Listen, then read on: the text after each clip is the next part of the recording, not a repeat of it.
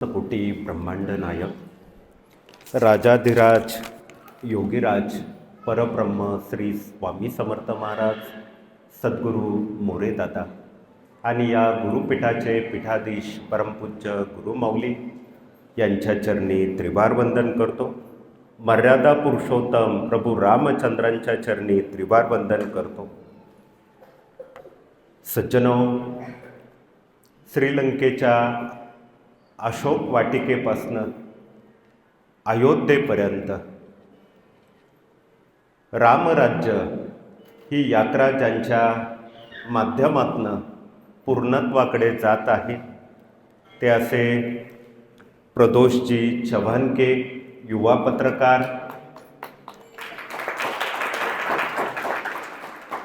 खरं तर आजही प्रदोष होताच आणि योगायोगाने नावात प्रदोष तुमचंही इथं स्वामींच्या दरबारात येणं झालं.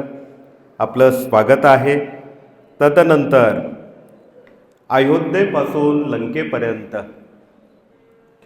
प्रभू रामचंद्रांनी कशा पद्धतीने प्रवास केलेला आहे, कशा पद्धतीने ह्या दंडकारण्यामध्ये त्यांनी वनवास भोगलेला आहे, याच्यावरती संशोधन वृत्तीने जवळपास 50 वर्ष ज्यांनी काम केलेलं ते आदरणीय डॉक्टर राम अवतार शर्माजी यांनाही धन्यवाद देतो. आता नावामध्येच राम अवतार आहे, त्याच्यामुळे कदाचित त्या प्रभू रामचंद्राचा अंशात्मक स्वरूप दंडकारण्य ते अगदी लंकेपर्यंतचा प्रवास त्यांच्या माध्यमातून संशोधन वृत्तीने पुढे आलेला आहे. तदनंतर स्वामी भारतानंद सरस्वती या आदिवासी भागांमध्ये आपल्या हिंदू धर्माचं खूप चांगल्या प्रकारे ज्यांच्या हातून कार्य घडतं आहे ते स्वामीजी सुद्धा या ठिकाणी आलेले, त्यांनाही धन्यवाद देतो.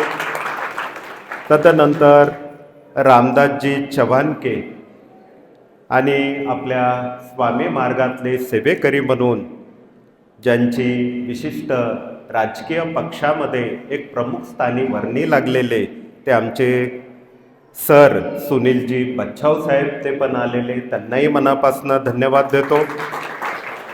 त्यांच्यासोबत विठ्ठलरावजी जपे, विवेकानंदजी दीक्षित, योगेशजी चव्हाणके याही सहकार्यांना या ठिकाणी धन्यवाद देतो. गुरुपीठातर्फे सगळ्यांचं स्वागत करतो. सज्जनो,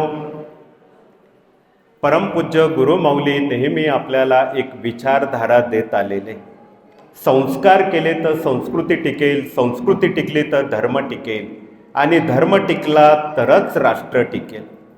म्हणून रामराज्य आणि हिंदू राष्ट्र जर व्हायचं असेल तर प्रभू रामचंद्रांसारखी संस्कारमाला ही आपण आपल्या जीवनामध्ये निश्चित तिचं पालन केलं पाहिजे. ही संस्कारमाला आपण जपली पाहिजे. ह्याच नाशिक नगरीमध्ये ज्याला दंडकारण्याचा एक भाग म्हटलं जातं, जवळपास 14 वर्ष वनवास या मर्यादा पुरुषोत्तम रामाने या ठिकाणी केलेला आहे. रामायणावरती खूप बोलण्यासारखं आहे, पण रामायण जेव्हा आपण वाचतो खरं तर आपल्यासारख्या सर्वसामान्य भाविकाला आणि मानवाला जीवन जगण्याची एक कला त्यातनं मिळत असते, त्याला रामायण असं म्हटलं जातं. सज्जनो, मर्यादा पुरुषोत्तम कैकेयीने दशरथ राजाकडे 2 वर मागितले. भरताला राज्य आणि रामाला 14 वर्ष वनवास. मागचा पुढचा कुठलाही विचार न करता मातेची आणि पित्याची आज्ञा म्हणून अंगावर असणारी आभूषण, उंची वस्त्र सगळे प्रभू रामचंद्रांनी सोडून अगदी एका संन्यासाप्रमाणे भगव वस्त्र धारण करून धर्मपत्नीसोबत ते दंडकारण्यात वनवासाला निघाले. मोठा भाऊ पितृतुल्य ही संकल्पना ज्यांच्या मनामध्ये संस्कारामध्ये आलेली ती लक्ष्मण भैया, तेही प्रभू रामचंद्र सीतामाईसोबत या दंडकारण्यात आले. आणि ह्या नगरीमध्ये आपण राहतो. खरं तर आपलं खूप मोठं अहोभाग्य, जिला रामाची नगरी नाशिक असं म्हटलं जातं. पण आपण जेव्हा स्वतःला हिंदू म्हणून घेतो आणि नाशिककर म्हणून घेतो, तेव्हा प्रश्न असा येतो की आपल्या ह्या नगरीला नाशिक नाव कसं पडलं. सज्जनो, ह्याच नगरीमध्ये राम काळामध्ये लक्ष्मण भैयाने रावणाची बहीण तिचं नाक आणि कान कापलं, आणि म्हणून नासिका हा शब्दप्रयोग त्या ठिकाणी निर्माण झाला आणि त्याचा अपभ्रंश होता होता नाशिक हा शब्द पुढे आला. पण प्रभू रामचंद्रांची जन्मभूमी अयोध्या, जिथे युद्धच नाही त्याला अयोध्या म्हटलं जायचं. पण मात्र मागील अनेक शतकांपासून या राम जन्मभूमीबाबत किती आपल्याला संघर्ष करावा लागला आणि एक मुहूर्त ठरलाय. आगामी येणाऱ्या 22 जानेवारी 2024 रोजी आपल्या प्रभू रामचंद्रांना पुन्हा त्यांचं हक्काचं जन्मस्थान, हक्काचं घर मिळणारे. शेकडो वर्षांचा हा खरं तर वनवास आहे. पण मात्र असं म्हटलं जातं, सामर्थ्य आहे चळवळीचे, जो जो करील तयाचे, परी अधिष्ठान असावे भगवंताचे. गुरु माऊलींनी ही रामराज्य संकल्पना डोळ्यासमोर ठेवूनच अगदी कालच्या 20 डिसेंबर रोजी एक संकल्प सोडलेला आहे आणि त्या संकल्पाची पूर्तता आपण सर्वजण सप्ताह काळामध्ये तिन्ही सांजेला करत आलेलो आहे. कुठला संकल्प आहे? 11 कोटी राम रक्षा, 11 कोटी हनुमान चालीसा 1 महिन्यामध्ये आपल्याला पूर्ण करायची. डॉक्टरांनी सांगितलं की शस्त्र आणि शास्त्र या दोन्हीही गोष्टींची गरज आहे. म्हणून उपस्थित मंचावर असणाऱ्या सर्व अतिथींना सांगू इच्छितो की आज गुरुमाऊली, जरी नाव आपण गुरुमाऊली अण्णासाहेब मोरे म्हणत असलो तरी आपल्या गुरूंचं खरं नाव हे सुद्धा श्रीराम आहे. आणि आनंदाची एक वार्ता आपल्याला सांगू इच्छितो की येणाऱ्या या 22 जानेवारी 2024च्या राममूर्ती प्राणप्रतिष्ठा सोहळ्याकरता गुरु माऊली सुद्धा त्या ठिकाणी उपस्थित अयोध्येत राहणारे.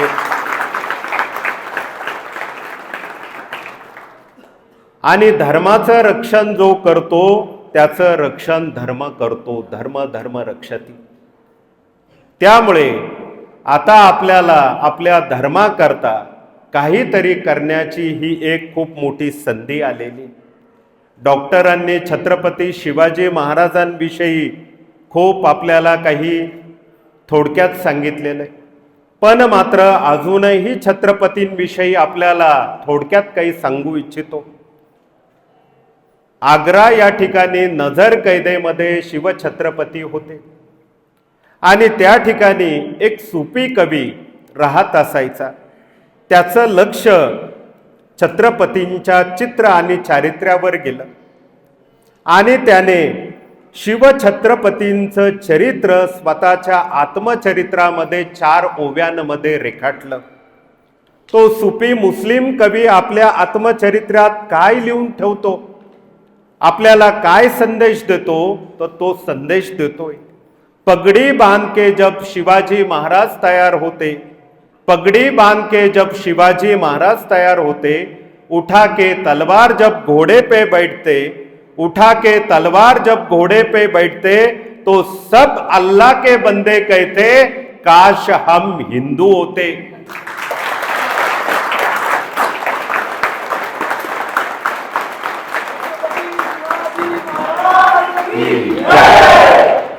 असं त्या कवीने आपल्या आत्मचरित्रात सांगितलेलं आहे. आणि उपस्थित मंचावरच्या सगळ्या अतिथींना सांगू इच्छितो की गेली 72 वर्ष हीच हिंदू धर्माची पताका या दिंडोरी प्रणित मार्गाने उंचावण्याचा हा एक भाग साधलेला आहे. आणि हा एक भाग साधताना आनंदाने तुम्हाला सांगू इच्छितो की विदर्भातले 1,500 मुस्लिम भाविक या स्वामी कार्याला सेवेकरी म्हणून जोडलेले, आणि ज्यांनी या ठिकाणी येऊन संकल्प केलेला आहे की इथून पुढे आम्ही कधीही मांसाहार करणार नाही, शाकाहारी राहू, ही शपथ त्यांनी या ठिकाणी घेतलेली आहे. म्हणून आता धर्म परिवर्तन या सगळ्या गोष्टी सुद्धा कालाय तस्मे नमा आपल्याला डोळ्यासमोर ठेवून ही उंच पताका कशी आपल्याला फडकवता येईल हा प्रयत्न आपण सगळे मिळून करणं क्रमप्राप्त आहे. सगळ्या जाती धर्माच्या लोकांना एकत्र करून आपल्याला ही सनातन हिंदू धर्म पद्धती कशी आहे ही कृतीत आणण्याला ही एक नामी संधी अयोध्येचा हा कार्यक्रम असेल. जसं प्रभू रामचंद्रांनी रामसेतू उभा केला, खरं तर रामसेतू हे नाव त्या काळच्या त्या वानरांनी म्हणा भक्तांनी दिलेले. रामाने एकच दगड त्या समुद्रात टाकला पण तो पाण्यात बुडाला. ज्या ज्या वानरांनी दगड त्या समुद्रात टाकला तो तरंगलेला आहे. अर्थात सबसे बडा गुरु, गुरु से बडा गुरु का ध्यास.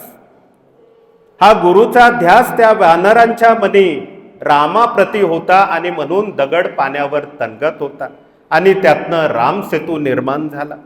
पण सांगण्याचा मध्येदार्थ असा आहे, आपल्या प्रभू रामचंद्रांनी जसं वानर सेनेला आपलंसं केलं आणि त्यांच्या माध्यमातनं धनुष्यकोटी रामेश्वर पासून तर लंकेपर्यंत 22-24 मैलाचा हा सेतू उभा करून घेतला, तसंच आपल्या प्रत्येक भाविकाला आणि सेवेकऱ्याला वेगवेगळ्या जाती धर्मातल्या अनेक भाविकांना एकत्र करून हा एक समर्थ राम सेतू उभा करायचा आहे. हा आदर्श आपल्याला डोळ्यासमोर ठेवायचा आहे.